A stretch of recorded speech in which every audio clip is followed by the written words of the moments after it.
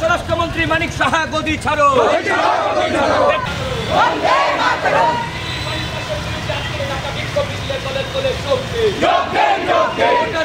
বিজেপির সন্ত্রাস দিকে কংগ্রেস কর্মীদের উপর আক্রমণ কার সাথে? স্বরাষ্ট্রমন্ত্রী মানিক সাহা জবাব চাই, জবাব দাও।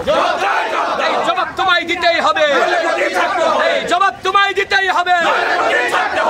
স্বরাষ্ট্রমন্ত্রী মানিক সাহা স্টেপ ডাউন, তার বিরুদ্ধে ব্যর্থ মুখ্যমন্ত্রী মানিক সাহা হাই হাই, ব্যর্থ মুখ্যমন্ত্রী মানিক সাহা গদি ছাড়ো।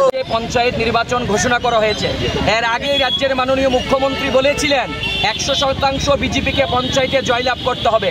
তারপর থেকে গোটা রাজ্য জুড়ে একটা রাজনৈতিক পরিবেশ, অস্থিরতা তৈরি করা হয়েছে।